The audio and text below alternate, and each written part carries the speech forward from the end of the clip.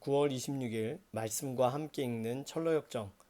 오늘은 34번째 시간으로 말씀이 해답이다 라는 내용을 가지고서 진행이 되겠습니다. 소망이 문득 고개를 돌려서 멀리서 뒤따라오는 무지를 보고 크리스찬에게 말합니다. 보세요. 저 멀리 뒤에서 젊은 친구가 빈둥거리면서 오고 있네요. 예, 저도 보입니다. 그는 우리와 동행하는 것에 별로 관심이 없어 보이죠? 하지만 그가 여기까지 우리와 함께 왔었더라도 그에게 해가 될 것은 없었을 것 같은데요. 맞습니다. 하지만 제가 보증하건대 아마 그는 다르게 생각하고 있을지도 모릅니다. 저는 그렇게 생각해요. 이제 그를 기다리시죠. 무지가 다가오기를 기다려서 크리스찬이 그에게 말을 건넵니다. 이리 오세요. 왜 그렇게 뒤처져 있는 겁니까? 무지가 답하죠. 저는 혼자 걷는 걸 좋아합니다. 좋은 친구들과 함께 가는 게 아니라면 혼자 걷는 게 훨씬 낫습니다. 크리스찬과 소망이 좋은 친구 같진 않다는 말을 하는 거예요. 크리스찬은 소망에게 작은 소리로 말합니다. 그가 우리와 함께 가는 것에 관심 없다고 제가 말했었죠. 하지만 이 외로운 장소에서 우리 이야기나 하면서 가죠. 자, 오늘 내용은 지난주에 연결해서 보실 때 크리스찬과 소망이 마법의 땅에서 막 소망이 졸려하니까 소망이 어떻게 예수님 만나게 되는지의 이야기를 쭉 진행하게 되었습니다. 이렇게 신앙 고백을 끌어내는 사람들이 곁에 있다는 것은 참 좋은 일이죠. 그런 대화 이후에 이 무지를 보고서 이제 무지하고도 그 대화가 다시 가능할까? 이렇게 생각한 거죠. 왜냐하면 지난번에 잠깐 만났던 무지가 이들과 생각이 달랐다는 것을 크리스찬과 소망을 알고 있습니다. 그래서 좁은 문과 십자가 언덕에 대해 생각할 기회를 주기 위해 잠깐 떨어져 있었던 거잖아요. 자, 이제 스토리가 기억나시죠? 자, 크리스찬이 무지에게 묻습니다. 오세요. 지금 하나님과 당신 영혼 사이는 어떤 관계입니까? 무지가 말해요. 좋다고 봅니다. 저에게는 항상 선한 행위가 가득 차 있기 때문이죠. 걸으면서도 그런 생각을 하면 마음에 위안이 옵니다. 무슨 선한 행위를 말씀하시는 건가요? 한번 말씀해 보세요. 자, 이제 좀 무지하고 크리스찬이 다시 대화하는 자리가 참 그 격론의 자리가 될 거란 생각이 좀 이게 드는 첫 대화가 시작됐습니다. 선한 행위를 의지하는 사람과 은혜를 사모하는 사람의 차이겠죠. 자, 해설 잠깐 보시면 순례자들이 무지와 만나 일부러 그를 떨어뜨리고 온 이유 잠깐 전에 설명드렸어요. 무지가 생각할 시간을 갖게 하기 위해서. 무지에게는 어떤 일이 일어났습니까? 그 시간 동안 아무 일도 일어나지 않았어요. 구원에 대한 관심이나 이런 것 자체가 일어나지 않았어요. 참 안타깝습니다. 무지의 어리석음, 자신의 행위의 부족함과 무능 한계가 보여지지 않는 거죠. 자, 무지가 말합니다. 저는 하나님과 천국을 생각합니다. 크리스찬이 말하죠. 그런 생각은 마귀와 또 정죄받은 영혼들도 다 해요. 무지가 말해요. 하지만 저는 그것들을 동의하고 생각할 뿐 아니라 갈망까지 합니다. 하나님과 천국에 대한 갈망을 한다는 거죠. 크리스찬이 말해요. 여기 오기 싫어하는 사람들도 그렇게들 생각해요. 게으른 자는 마음으로 원하여도 얻지 못하느니라. 마음으로는 원하지만 왜 얻지 못할까요? 그것을 얻고자 추구하지 않으니까. 이제 그 말을 하는 거죠. 크리스찬은 무지가 말했어요. 하지만 저는 하나님과 천국을 생각하고 또 그것들을 위해 모든 것을 다 버렸어요. 크리스찬이 질문해요. 거기는 좀 의구심이 드네요. 모든 걸 버리는 건 어려운 일이죠. 그보다 어려운 일은 별로 많지 않을 겁니다. 그런데 당신은 어떻게 자신이 하나님과 천국을 위해 모든 것을 버렸다고 생각하게 되었나요? 듣고 싶습니다. 무지가 답해요. 제 마음이 제게 그걸 말해줬어요. 그러니까 마음으로는 다 버렸다는 얘기죠. 크리스찬이 질문해요. 지혜자가 이르기를 자기의 마음을 믿는 자는 미련한 자라고 했어요. 무지, 그건 악한 마음을 말하는 거 아닌가요? 제 마음은 근데 선한 마음입니다. 크리스찬, 그것을 어떻게 증명할 수 있죠? 천국에 대한 소망은 제 마음의 위로를 주기 때문이에요. 여기까지 보면 무지가 틀린 말 아닌 것 같습니다. 근데 크리스찬이 여기서 정확하게 말해줘요. 그건 자기 기만일 수 있어요. 왜냐하면 사람의 마음은 소망할 근거도 없는 것을 소망해도 위로를 얻으니까요. 돌을 보고 네가 날 위로해 줘라 하면 또 위로를 받으니까 그렇죠. 해설 보시죠. 하나님과 천국을 생각하고 원하는 것과 그것을 구하는 것의 차이를 구별할 줄 알아야 되는데 그 구별을 못하죠. 무지는.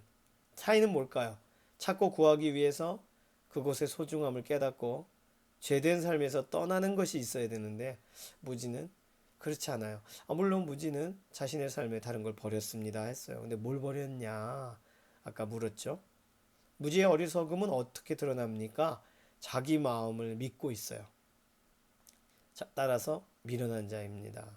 자기의 마음에 선한 것이 없다는 걸 모르는 거죠. 무지는 자신의 마음이 선한 마음이라고 했어요. 이것은 무엇을 부정하는 겁니까? 인간의 마음이 전적으로 부패했음을 인정하지 않는 거예요. 자기 기만으로 스스로를 속이는 겁니다. 인간은 원죄와 자범죄로 인해서 부패했는데 이 사실을 인정하지 않는 거죠. 무지가 말합니다. 하지만 제 마음과 생활은 일치해요. 따라서 제 소망은 든든한 근거를 갖고 있어요. 크리스찬이 말해요. 누가 당신에게 마음과 생활이 일치한다고 말해줬나요? 제 마음이 말해줬다니까요. 자기가 도둑인지 아닌지는 다른 사람에게 물어봐야 되는 거 아닌가요? 자기 마음이 그렇게 말했다니요. 이 문제에서 하나님의 말씀이 증거하는 것 외에 다른 증거는 사실 소용없는 겁니다. 무지가 말했어요. 하지만 선한 생각을 갖고 있으면 그 선한 마음 아닙니까? 하나님의 계명을 따르는 삶은 선한 삶이 아닙니까? 크리스찬이 답변해요. 그래요. 선한 마음은 선한 생각을 갖고 있죠. 하나님의 계명을 따라 살면 선한 생활이죠. 하지만 이런 것들을 갖고 있는 것과 그렇게 생각하는 건 전적으로 별개의 문제입니다.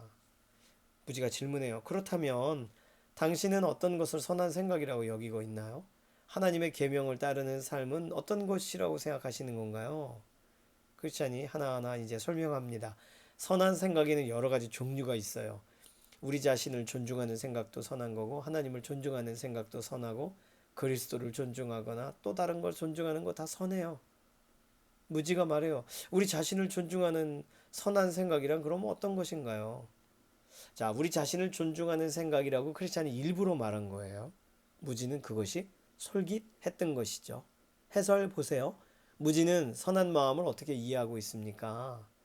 선한 생각을 가지면 선한 마음이라고 보는 거죠. 중생하지 않은 사람은 선한 생각을 할 수 없음을 모르고 더 나아가 중생하지 않으면 하나님과 마음과 생각에서 원수가 되어 있다는 걸 전혀 모르는 겁니다. 크리스찬이 말합니다. 우리 자신이 우리를 판단하는 것과 하나님의 말씀이 우리를 판단하는 것이 일치할 때 그때가 선한 생각이 발생할 수 있죠. 좀 더 자세히 말하면 하나님의 말씀이 자연 상태의 인간 성품에 대해 말씀하시기를 의인은 없나니 하나도 없으며 선을 행하는 자는 없나니 하나도 없도다.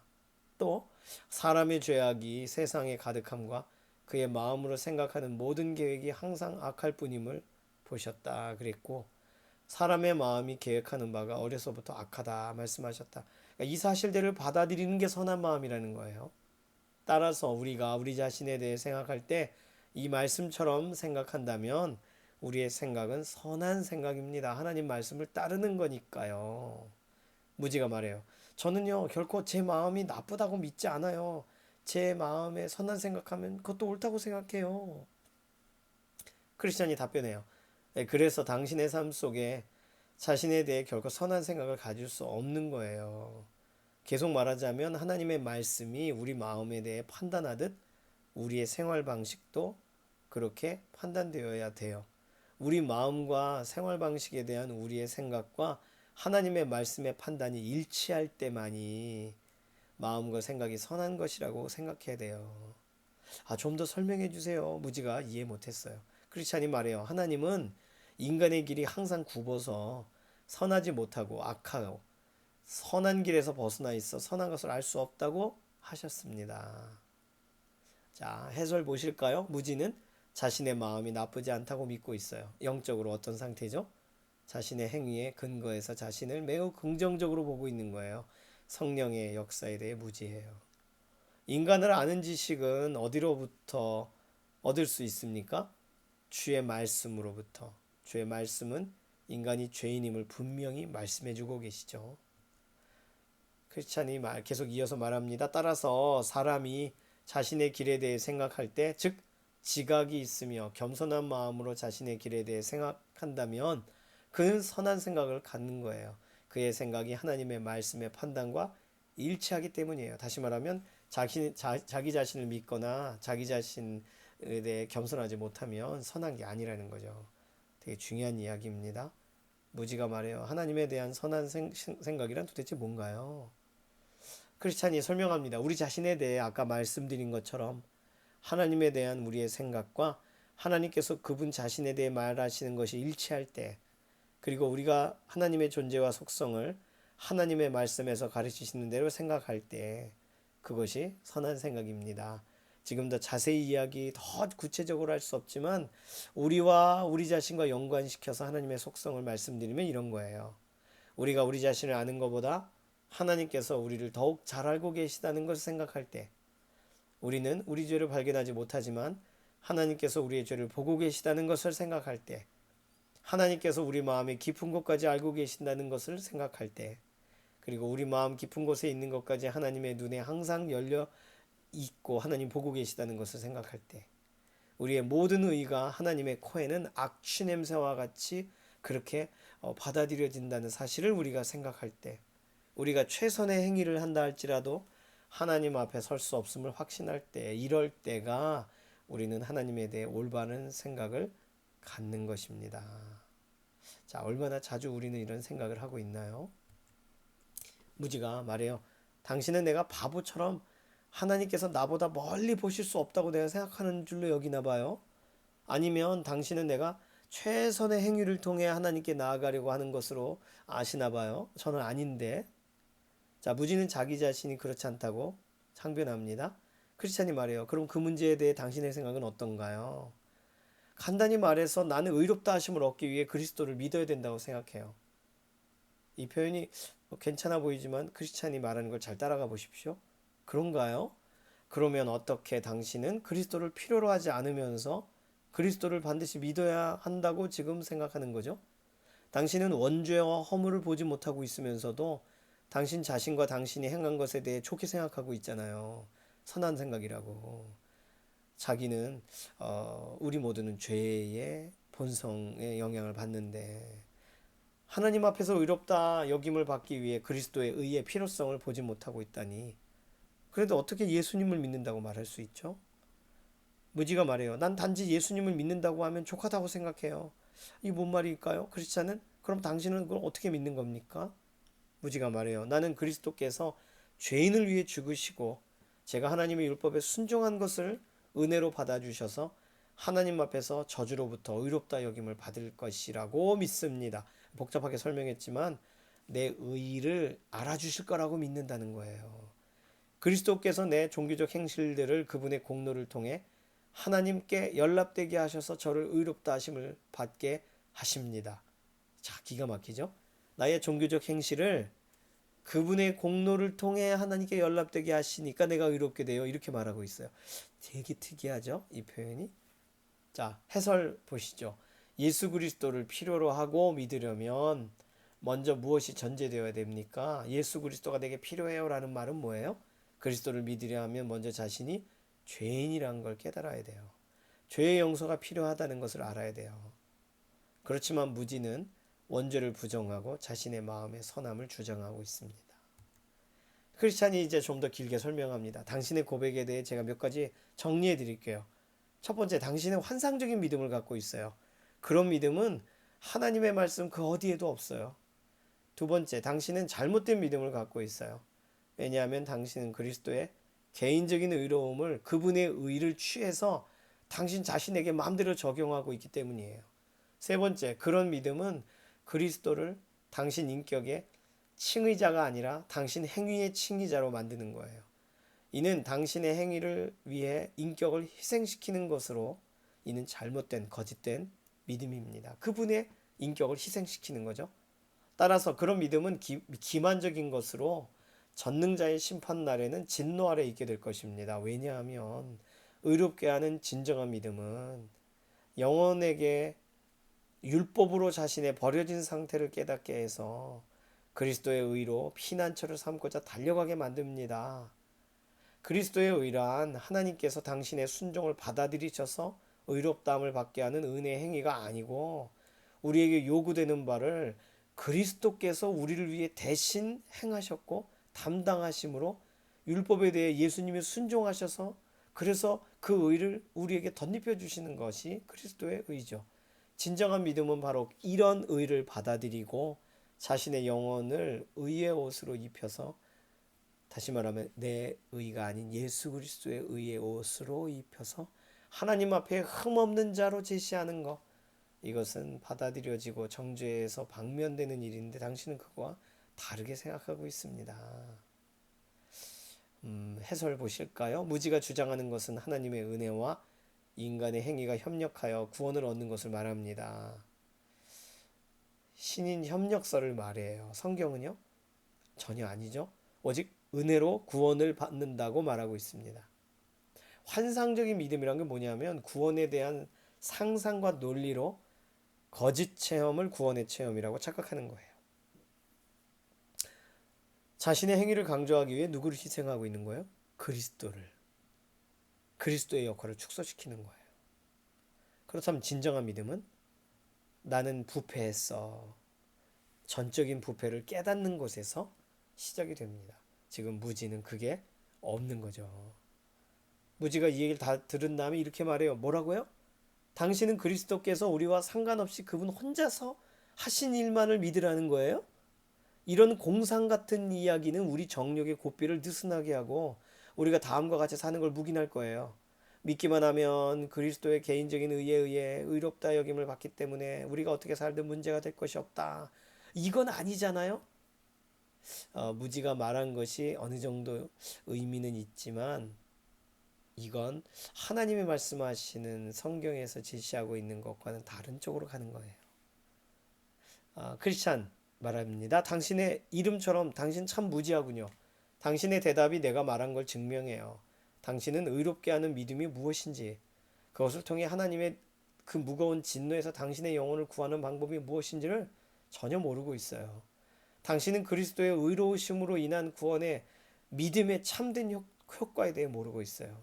구원에 대한 믿음의 효과는 그리스도 안에서 하나님께 당신의 마음을 굴복시키고 그의 이름과 말씀, 그의 길과 백성을 사랑하게 만듭니다. 당신은 이런 걸 생각하지 못하는군요. 소망이 갑자기 등장했어요. 그래서 그에게 하늘로부터 그리스도의 계시가 있었는지, 인격적으로 예수님이 당신을 만나 주셨는지 이걸 좀 물어보세요. 무지가 말합니다. 뭐라고요? 당신들은 계시에 대해 말한다고? 계시 전문가예요?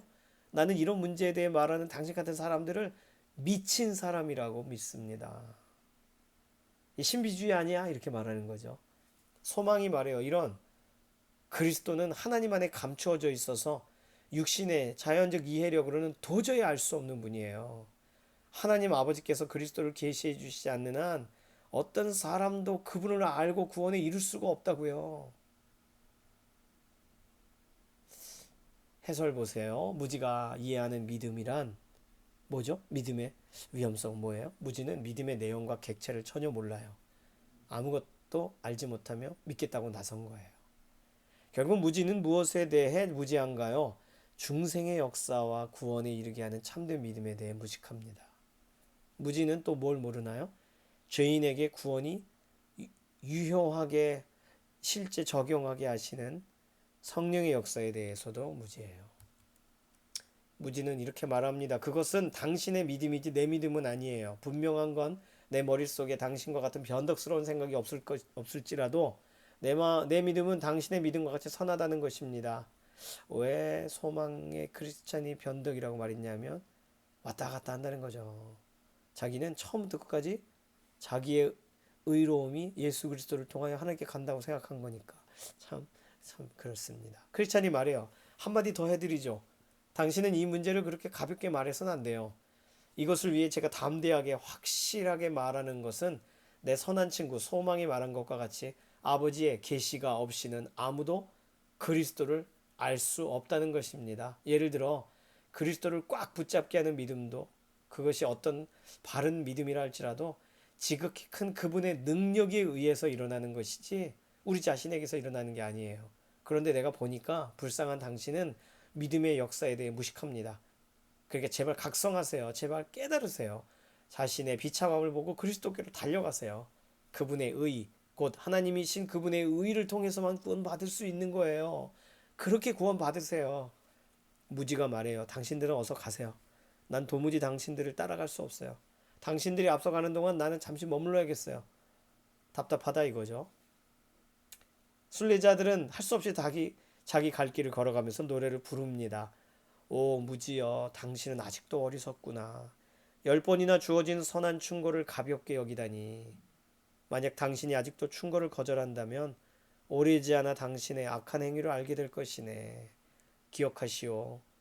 그 시간 안에 자신의 몸을 낮추고 두려워하지 마시오. 선한 충고를 잘 듣고 들은 것으로 구원되시오.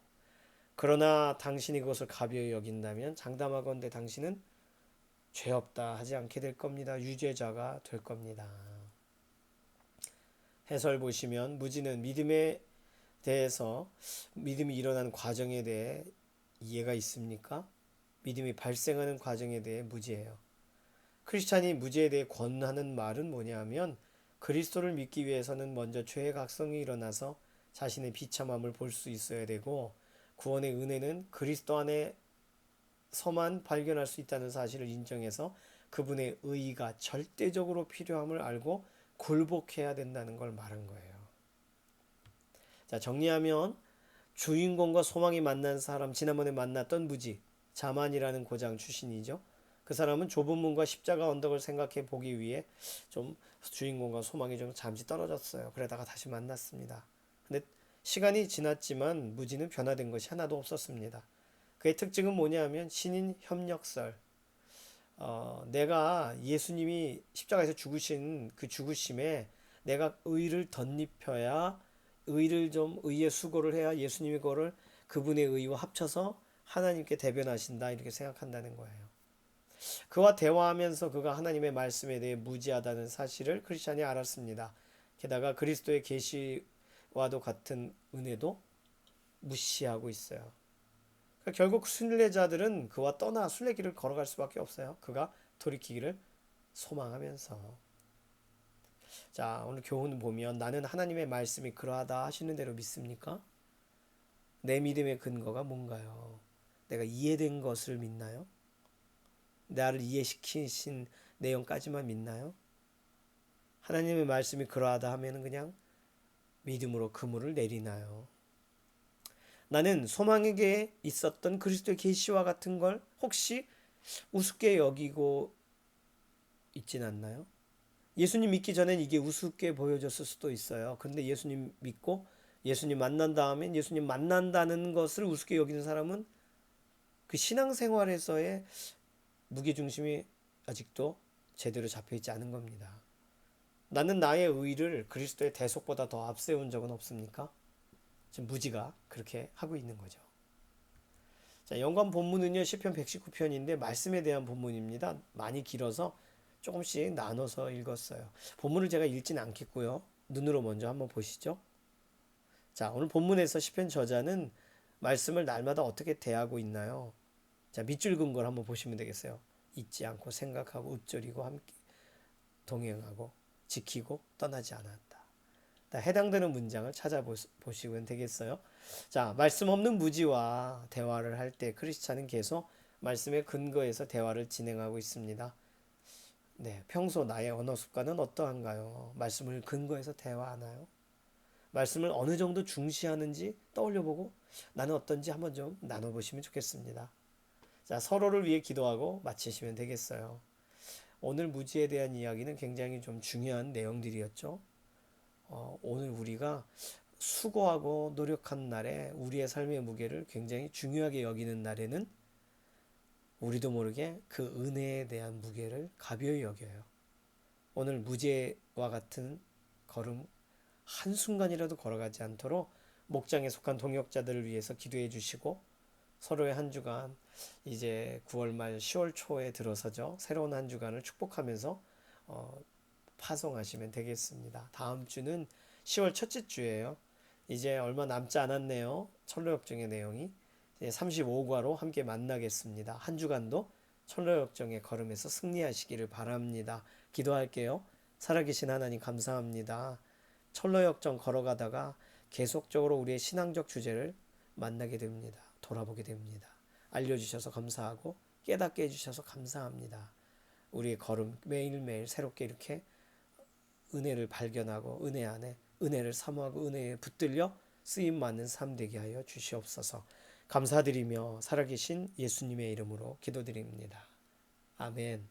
감사합니다. 수고 많으셨어요.